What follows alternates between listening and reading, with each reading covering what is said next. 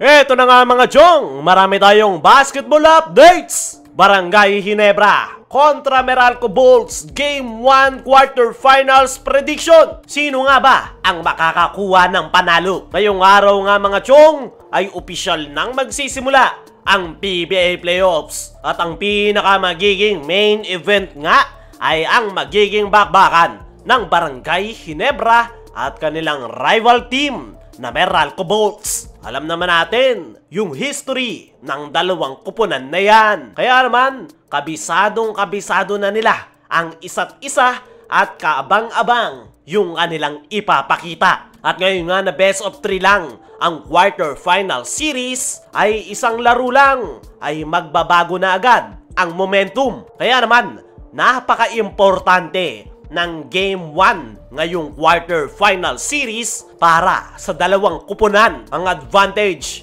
ng Meralco Bolts ay meron nga silang import na si Akil Mitchell. Hindi nga ito naglaro noong huli nilang makalaban ang Barangay Ginebra. Kaya naman, meron silang panggulat factor kontra sa kupunan ni Coach Tim Cone. Advantage naman ng Barangay Ginebra sa laro na ito ay yung kanilang mga key players. Mas maagang pinagpahinga ni Coach Tim yung kanyang mga key players para paghahandaan itong quarterfinals. Kaya naman i-expect nyo na fresh legs na Barangay Ginebra ang ating makikita. Napaka-importante nga ng Game 1. Kaya naman, ano nga ba yung mga kinakailangan gawin ng Barangay Ginebra para makuha ang panalo? Unang-una sa kanilang listahan na pinaka-importante sa lahat ay ang kanilang defensive strategy. Parehong mahusay na kupunan itong Barangay Ginebra at Meralco Bolts. Nabanggit na rin natin, nakabisado na nila ang isa't isa. Kaya naman,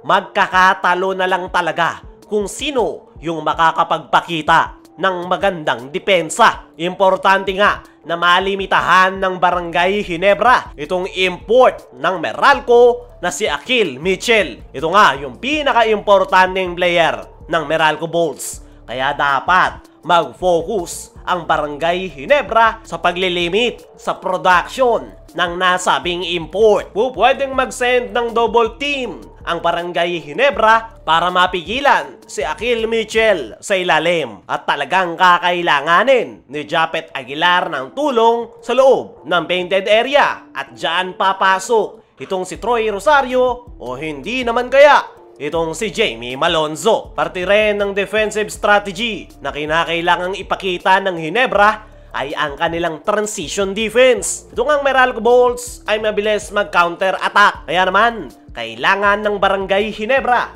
na maging alerto sa mga fast break at transition plays at hindi nga nila ito po pwedeng pabueluhin. Sunod sa kinakailangan gawin ng Barangay Ginebra ay idaan sa inside game. Malaki yung lineup ngayon ng Meralco Bolts, pero mas versatile nga yung lineup ng Barangay Ginebra. At yan nga yung magiging advantage nila kontra Meralco Bolts. Pero yung nakikita nga natin na effective na play ng Barangay Ginebra kontra Meralco Bolts ay pick and roll plays. Maraming ang po pwedeng mag pick and roll sa Barangay Ginebra.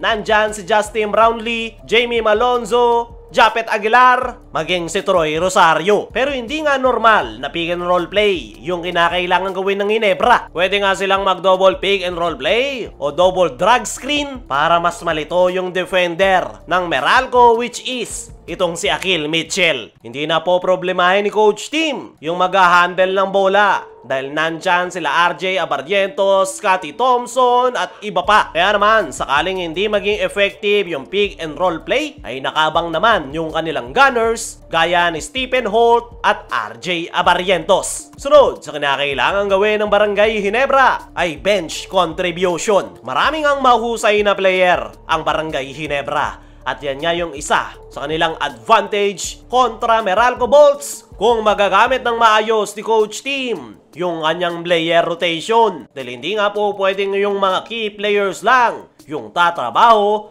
kailangan pa rin nila ng tulong galing sa bench. Sunod sa kinakailangan gawin ng Barangay Ginebra ay coaching adjustment. Paulit-ulit na nga nating sinasabi kabisado na ng Meralco yung laro ng Barangay Ginebra. Kaya naman, kinakailangan talaga ni Coach Tim na makapagpakita ng mga adjustment at mga bagong plays para manatiling unpredictable yung kanilang opensa. Which is, yan talaga yung plano ni Coach Tim dahil hindi niya nga inilabas ang lahat ng kanyang baraha. At ngayong quarterfinals nga natin makikita yung full potential ng Barangay Ginebra at mga tinatagong plays ni Coach Tim noong elimination round. At para sa ating game prediction mga chong, ay expected na magiging bakbakan yung labanan ng Meralco at Barangay Ginebra dahil napaka-importante nga ng Game 1 quarterfinals dahil kung sino nga yung makakakuha ng panalo ay malamang sa malamang ay malaki na yung chance na makapag-a-advance sa semifinals. Kaya mga chong, sino sa tingin nyo ang makakakuha ng panalo ngayong Game 1? Patuloy pa rin ba yung winning streak ng Barangay Ginebra